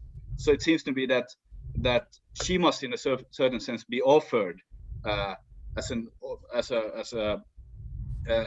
for him, in order for him to accept to have this project of finding his mortality. So the kind of other side of that narrative seems to be that there's this that Bonnie must learn to offer herself for the project, for Geoff's projects of finding his own mortality. Now, so my question is basically that this seems to me very obvious. I mean, I have a hard time not seeing this as part of the of this narrative. And then the question would be, well, how would you react? And also, why did Cavell not see this, which I think is there? And so that would be kind of so that somehow that there's this project of offering somehow, or sacrificing, sorry, I'm using the wrong term, yeah. Swedish term, this is sacrificing. So Bonnie has to be sacrificed, her own subjectivity in certain ways has to be sacrificed. So the other somehow needs to be sacrificed for this project, let us call it this male project or whatever. So this would be my question or comment. Thanks. Thank you very much for your comments, which I think are very. Whoop. Oh, am I muted? No. Okay. Those are excellent comments, and I especially appreciate your emphasizing Bonnie's independence and her strength as a character. Because I see there are a lot of people with hands up, and there's already a lot of stuff in the chat. So this is something, this would be a long discussion of the film, which we could have. I would say, I want to say just a couple things quickly. First, and this might just be, I really appreciate people speaking in English when that's not their first language. For me, it's very important that the issue isn't accepting mortality, achieving mortality. Achieving mortality is, we're all going to die, but that's a very different matter than accepting or than achieving our mortality, stepping into our lives. I disagree with your claim that there's nothing changed in Geoff because he goes off flying at the end. There is something changed, which is that he has now committed himself to something. He has now invested himself in something that he can lose, and that he's now said, one of the things he says over and over, and the women say, both women he's been involved with say over, I know you'd never ask any woman to do anything. He has asked someone to do something. He's invited someone else to make a commitment based on his commitment. Those are material conditions, significant conditions that have changed in his life. I don't see reason that we need to think of Bonnie's love for Geoff as somehow involving the sacrifice of her subjectivity, any more than we see Geoff's love of her as him sacrificing his subjectivity. What is true is that she loves a person who is involved in dangerous pursuits, as she loved her father, who we remember was a trapeze artist.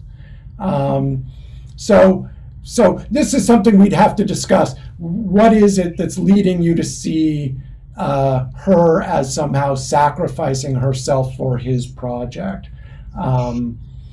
That's and I don't want to deny it out of hand. That's a version of sort of a more familiar way of reading the film that I'm trying to argue against. But we can't have that conversation now. I'd be happy to continue it with you, in private. Good. There are going to be some questions that are going to be left in the chat that we will make sure that you get a response later if we don't have time now for them. So I'm going to do the following. I'm going to call two people so that both of them can ask their questions before we have an answer, so that we can gain some time. So Bill Day goes first, and then Byron Davies, please. Bill. You are muted. You are muted. Can you, Yuri, William Day no puede abrir su micrófono. Por favor, déjalos a todos que abran sus micrófonos. ¿Ya? Ya está, pueden activar sus micros. Okay, please go ahead with Bill. You can do it now. All right. Here we are. Hi, Toril. Hi, Stephen. Like Nancy and Avner, Stephen and I are colleagues in the same department, and I've already had an opportunity to thank him for what I enjoyed about his paper and to raise some questions about it. So my question has to do primarily with Toril's paper. And first of all, I want to thank her for drawing us to that aspect of the reading of King Lear. If I think about the essay, I think about what he has to say about Lear. I haven't thought as much about the kind of what Toril calls metacritical remarks there. And when I wrote a piece some years ago on the politics of interpretation essay, I wish I had gone back and looked at this and sort of seen how he moves from those early essays to thinking about criticism later on. But I have two questions about, it's on pages 19 and 20 for those that have Toril's paper. The first one has to do with this distinction between obviousness, which we've been talking about, and certainty. She points out that he says that to dismiss critical remarks is to take a claim to obviousness as a claim to certainty.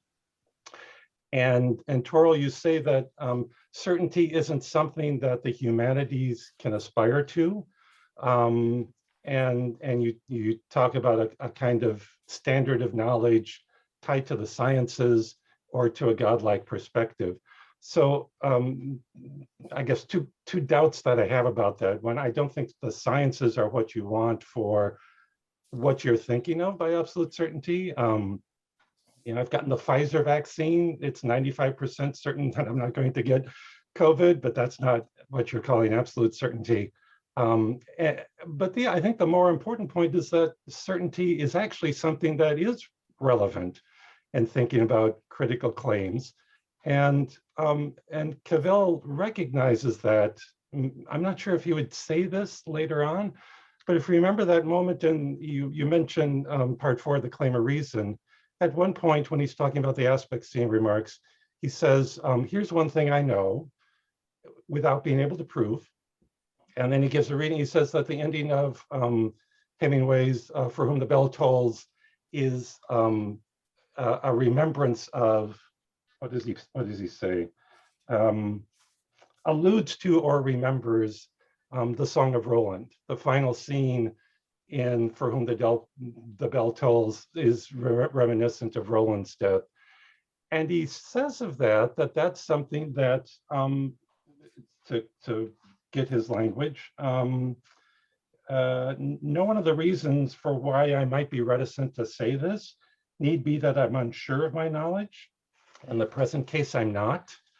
And then on the next page, somebody might say, but why call it knowledge? I mean, the thing about empirical knowledge is that it's a fact of the world. Does that mean that you would have to give up all of your other senses about what's true about the world, that this is a desk in front of me and so on, if you were to give up that? And he says, well, but that's the way that I feel about this reading of For Whom the Bell Tolls. So I think you don't want to say that certainty is some other kind of higher standard that literary criticism doesn't go to, but rather that when we talk about certainty, or I'm absolutely certain of this reading, we're talking about a different kind of, obviously, critical certainty is a different kind of certainty. It might be important too that what he's talking about there is not something like the obviousness of his reading of the characters in King Lear. I don't know that he would say it's obvious, this connection between Song of Roland and For Whom the Bell Tolls. He says later on that he's less sure about his reading Stendhal's Le Rouge et le Noir as suggesting the colors on a roulette wheel, right? He's not going to commit to that. Again, obviousness might be a different kind of standard here. And then quickly, yeah, sorry, I think I understand what you're saying, and if I interrupt you, it's because I think we fundamentally agree.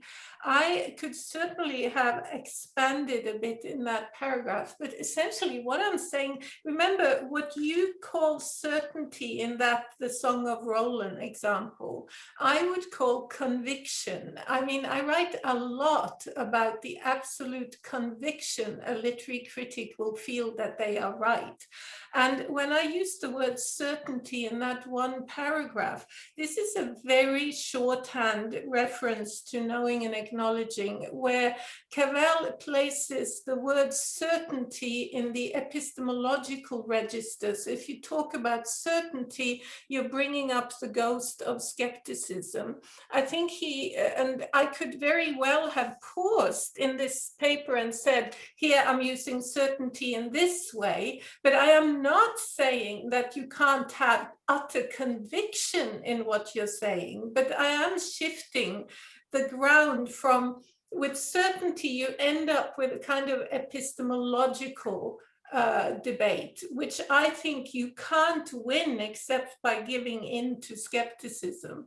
Whereas what I want to talk about is conviction. So just clarifying that, I think you will see that, of course, I think that the humanities produce knowledge, and that acknowledgement, as Cavell says, is a form of knowledge. It just doesn't exist in the register of certainty, he says. So that's just, I mean, so everything else you're saying, I think we agree in. And I think maybe I should just put in a footnote or expand on that opposition between certainty and conviction here.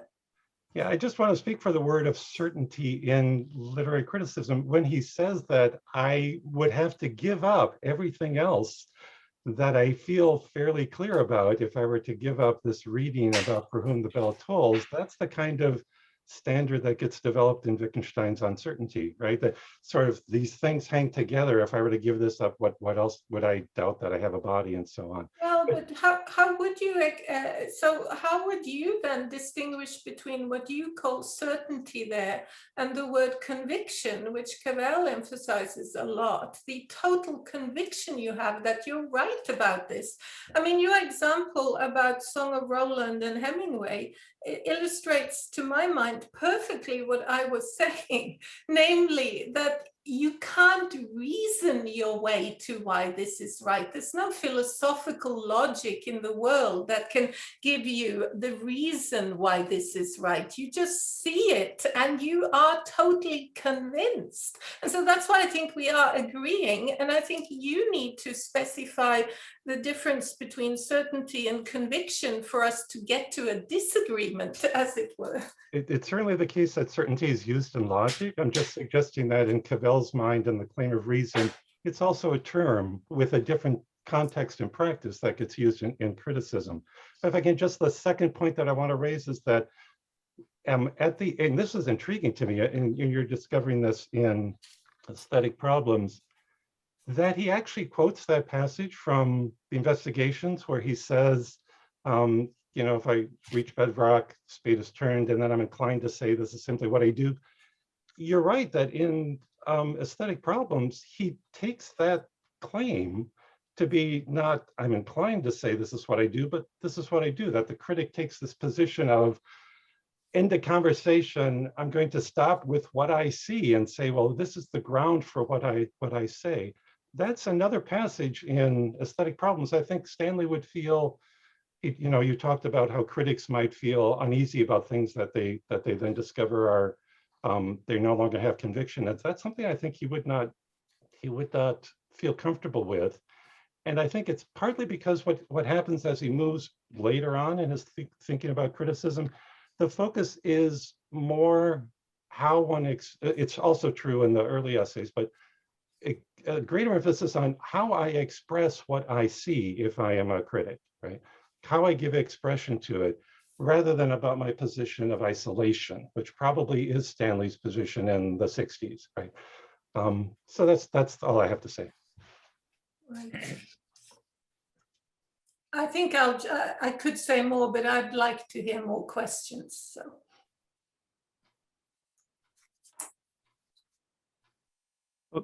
So is it my turn now? Or okay, great.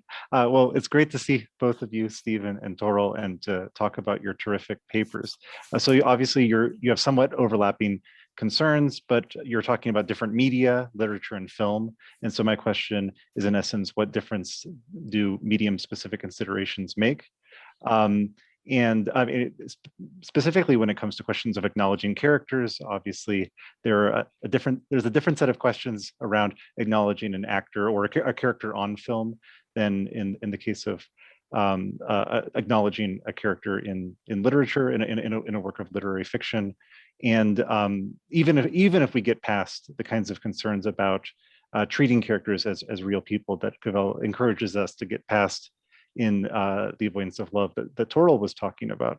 And Cavell, of course, talks about the natural ascendancy of the actor over the character in film versus the natural ascendancy over the character over the actor in theater, something that Stephen was kind of alluding to when he mentioned Cavell's use of the name Cary Grant as opposed to the character's name. There are also interesting exceptions to that. There's a recent article by James McFarland on Cavell and zombie movies, where he notes some interesting exceptions to this rule, as it were, where, for example, Cavell in talking about Jules and Jim and The World Viewed refers to Jules and Jim, but then also refers to Jean Moreau. So interesting questions about the critical insights or judgments that Cavell is making when he refers to someone by the character's name as opposed to the actor's name. But so my general question has to do with medium-specific considerations and how they arise in connection with acknowledging characters.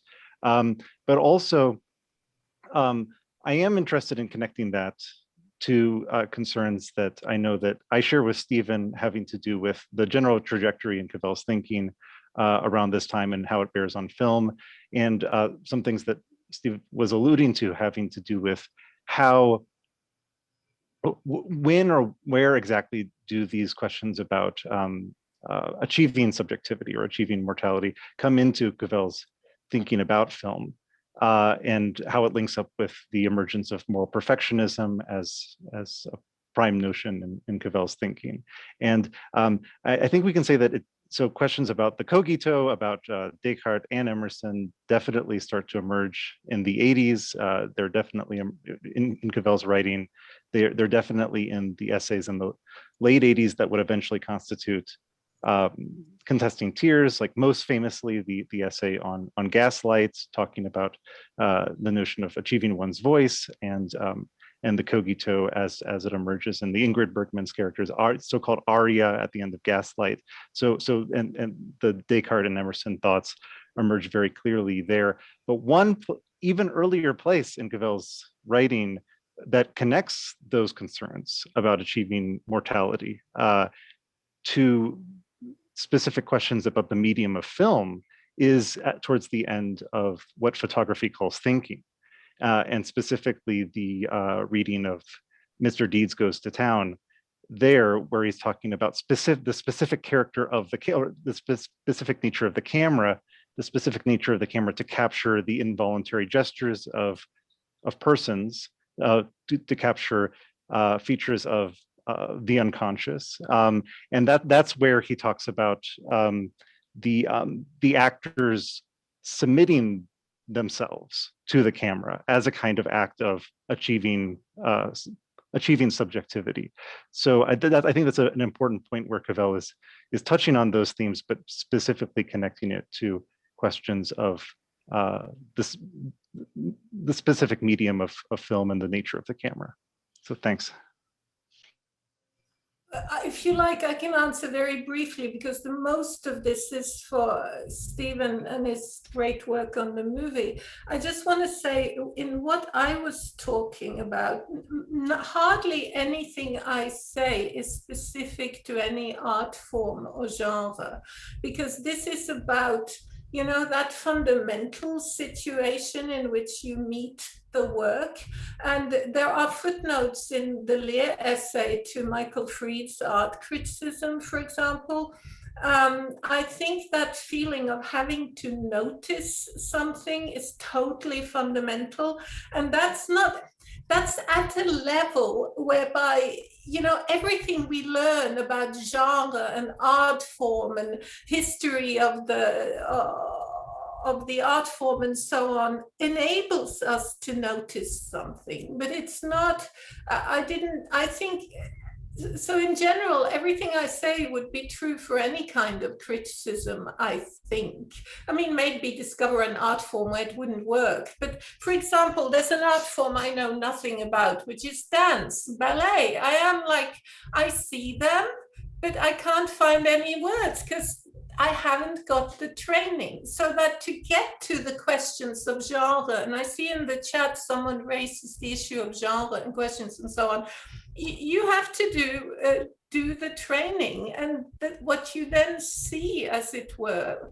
See, I think everything I'm saying is based on one thing. How you go about finding out, as Cavell writes, depends on what you want to find out. So that to notice something and find your question is what I spend the first beginning of the paper on. That's the key. And if your question then turns out to be about characters, well, then you do the work on that.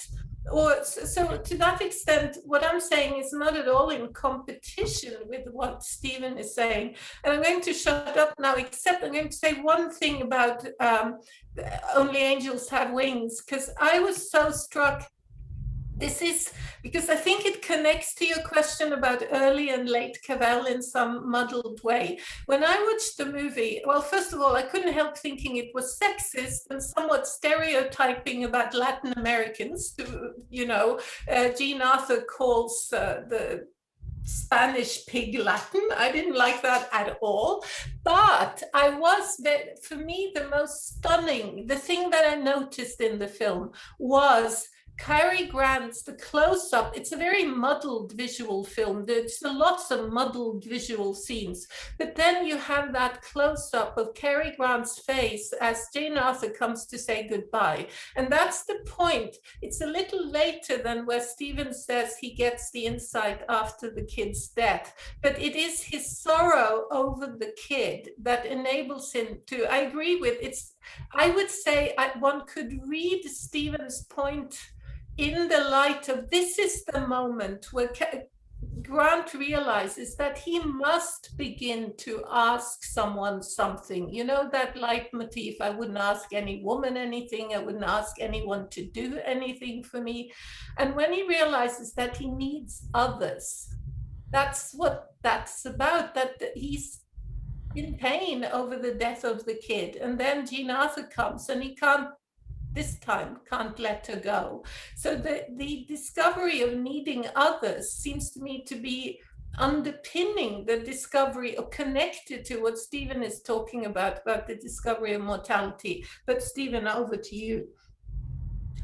I saw your note, Victor. I will be. No, but let me just say one thing for the public. We are running out of time, of course.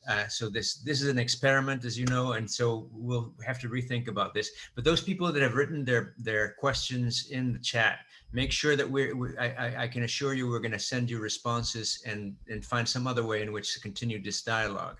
For the moment, then, Stephen, if you can answer that question. And we have two more people that I would like to call because they've been waiting as well. One is Nancy, Jonadas, and Russell Goodman. I think with those three, we can finish the session. I'm sorry for the rest, but we'll make sure to get back to you, and we'll rethink about the time issue. Please, Stephen. So again, all of these matters are things, there's lots to talk about. I'm not going to try to give a long answer. I would say to what Toril was just saying, there's a difference between recognizing that you need someone and being willing to commit to someone. The Grant character knows he needs the flyers throughout. He also, it's not as though he's completely unfeeling. He cares about them. It's sad when they die. He's not willing to commit. He's not willing to make a commitment to any of them that's an existential commitment where he now is invested in what happens. That's my sense of things. Again, we could talk about it a lot. Byron, thank you so much. I'm so glad that this is being recorded, because that was a remarkably interesting set of comments that there's a lot I want to think about, and I hope we'll be able to continue talking about. I want to just say one thing that I think is really helpful about what you say about the camera and your reference to Mr. Deeds. So one way I'm thinking about this might be that we might say, and this is an initial thought, that the achievement of mortality for the actor is made automatic by film, because there's something about what film does, what the camera does, that renders them absolutely and utterly specifically them, right? So it reveals the person, and there's no escaping it. That's a power of the camera. So for the film actor, the achievement of mortality is, in a sense, at least as actor, automatic, right? They don't have to worry about it. The camera did it. That doesn't mean the camera did it when they're not on camera, right? But then I don't have any immediate thoughts about difference versus literature or something. But what I do have is an immediate thought about the difference between film and philosophy, which is that, this is my claim about Little Did I Know, it took 517 pages of writing for Cavell to try to achieve his mortality. It's work, and it has a very different kind of structure. I mean, as you know, because you've read my paper, I talk about some of the specific elements of this work, but that in philosophy and in life, this doesn't happen automatically. But you're leading me to think maybe one of the blessings of the camera, and maybe one of its curses, is that it's unescapable. So those are just some initial thoughts, but lots more to think about. So thank you. Great, thanks. Nancy Thank you. Bauer, please. Yuri, por favor, Nancy Bauer no puede prender su micrófono. Los micros están activados para todos. Yeah. Okay, you can do it. You're on, Nancy. I don't think you mean me, Victor. There's another Nancy here. Okay, you're on. But I don't have a question. No, you must have a question, Nancy. You have been singled out. Russell Goodman, then. Hi, buenos dias a todos. I enjoyed both of these papers very much. I probably want to say some more things about Toril than about Stephen right now, because I'm kind of overwhelmed by all the things he said. I did want to say about Stephen's paper that, and I'll come to this again, the idea of exemplification is really interesting, something you raised. And I've been writing about Emerson and Moyne recently, and both of those guys exemplify the virtues they're also discussing in the course of their work. And so I was very interested in that. And I've been looking at Little Did I Know previously trying to figure out why Stanley started writing about Walden in the late 60s. And so there's good stuff in there about that. So such a great work to engage with in many respects. So Toril, so you emphasize the word reading in the subtitle of The Avoidance of Love, a reading of King Lear, quite correctly in my view. And this is not a question, but just an observation. In The Philosopher in American Life, I guess it's the first essay in the collected Emersonian works of Cavell. He distinguishes two methods in philosophy. And one of them is called argumentation, something like that. That's what we all learned in graduate school, or we're supposed to. And the other he calls reading. So he uses the word reading in that essay to describe his method as a philosopher. You probably know all this, but I'm just making these connections. I thought the idea of the text versus the tree was really great. And the way to get a text as text, you have to incorporate it. That's one of those obvious things that takes somebody to point out. And I was thinking about, because of that, reading, I've been struggling for a while with what Emerson means by a poem. He called in the poet, he says the poem is a new creation, it's a new being, it's alive. And I think I can't quote the full definition, but I think the sense of life. So what is the sense of life in a poem? And what is the sense of life in an Emersonian essay, which is also, I think, just a poem in his view. And it has to do with being a reader of it, I think, in part. That's one way in which a poem is alive, by being something that works on or with a reader. A tree doesn't do that. The phone book doesn't do that either, but a poem or an Emersonian essay might. But I also think another way a poem or an Emersonian essay is alive and is just in this idea of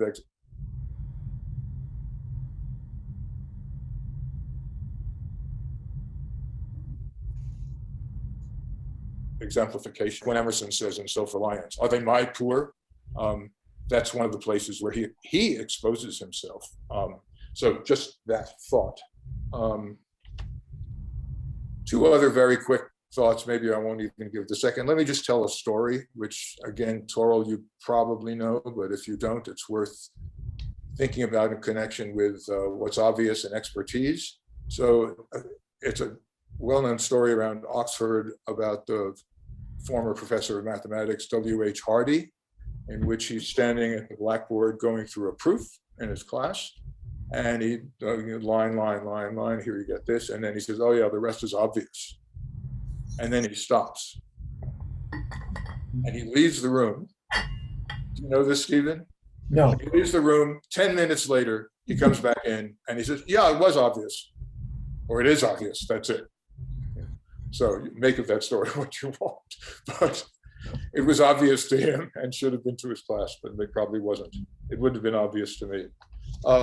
Final small point, I always am sensitive to ways in which the so-called pragmatists, especially William James, are in some kind of tradition with Stanley Cavell. And so when you were talking about the uneliminability of the subjective, of the person, of the human being, that's something that James talks about in a number of places. And he just says, I can't hide it. What are you going to do? Yes, I come with my biases. I come with my human approaches to things.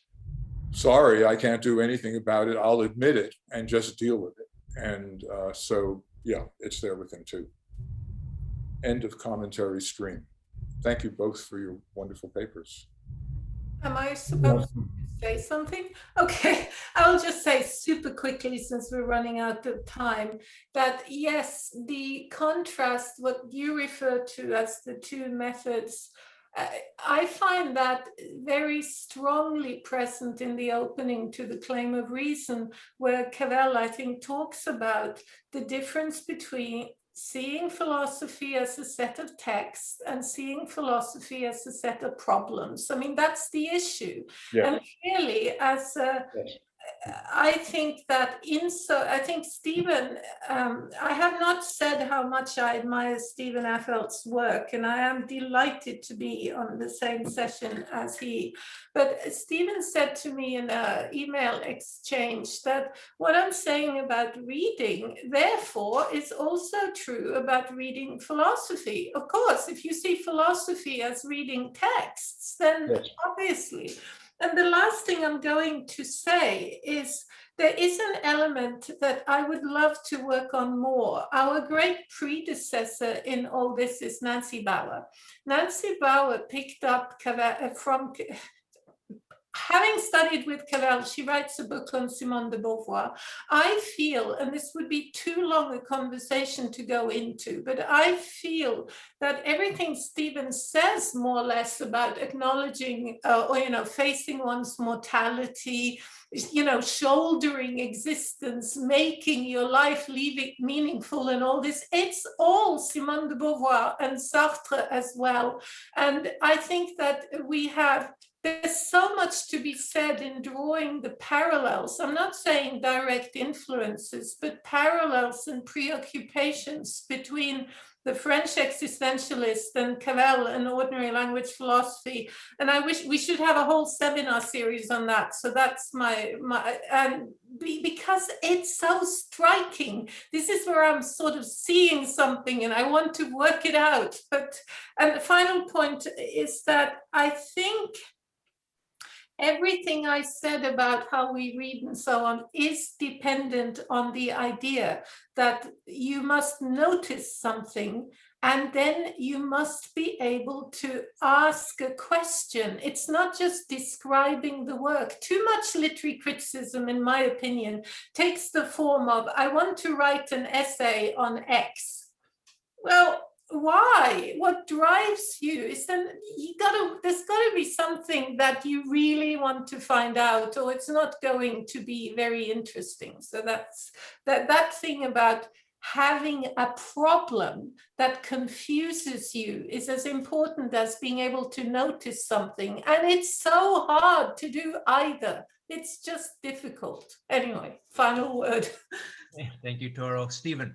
I want to say something quickly. Russell, first of all, it's great to see you. I mean, it's thousands of miles away, but it's one of the great things that we can see. I can see your face. And Nancy, it's always great to see you. And I completely agree with Toril. So Russell, here's a thing for us to keep thinking about, because this is if I have a disagreement with anything Toril said, it's around this point. I don't think that subjectivity can be taken for granted. So when you say, that's in James too, what I want to emphasize here is, we've had this conversation lots, but here's another place to pick it up. What's the difference between pragmatists and Emerson and Thoreau? James might well think, of course, I have my subjectivity. I bring it to bear. I can't get away from it. Here it is. And someone like Emerson and Thoreau, what they're always asking themselves is this, do I have any subjectivity? Or am I just quoting the thoughts of those who came before us? Am I, is there an I here who is speaking? Am I being self-reliant? Or am I just serving as a kind of conduit for the conformist attitudes of my culture, which of course are still influencing and informing how I view everything, right? So it's not as though the opposite of having achieved your subjectivity is a neutral, objective point of view. The opposite is, Cavell's terms are sort of anonymous, fraudulent, where there's somebody's voice speaking, but it's not your voice, right? It's not your subjectivity. And that's something that again, I think it's a nice place for us to consider, again, these questions about the relationship between the pragmatist, the transcendentalist, Cavell's perfectionism.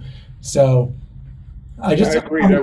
I think that would be a great thing to talk about. I think I've been muted, so no, you're not muted. I'm not. Okay, yeah, no, I think James in that moment where he says that, he does not regard his own subjectivity as a problem, and he's probably overconfident. And I think that is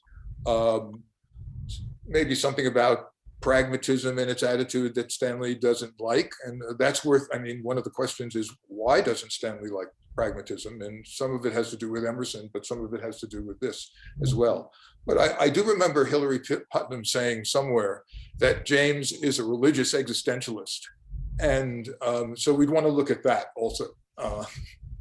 Yeah, well, and there's certainly places in James, that express a lot more of this kind of wonder about the self and so on. Yeah, maybe more in varieties of religious experience than in the pragmatism book. Yes. Yeah. Well, I'm sorry to be the party pooper here. I mean, we should stay for another hour. It is obvious. We will see what to do. I want to apologize to Tom Arnold and Nancy Youssef and Tony Nix, who have been participating in the chat, and we haven't gotten to it. We are a little bit short of time today. We have a technical limitation as well. So, but I can assure you, I will distribute these questions to the speakers, and we will continue this conversation in one way or another. And fortunately, we will solve these problems for the next time. The next time is in next month. And Juliet Nicholas Toivokainen, together with Jonatas Tekio, will be presenting their papers. I encourage you to go into the page, the web page, where we have the events, and I hope to see you there. Thank you very much for your patience, and thank you to the speakers. Wonderful talks. We will continue talking. Thank you, Victor. Take care. Thanks, Victor. Good to see you. See you all.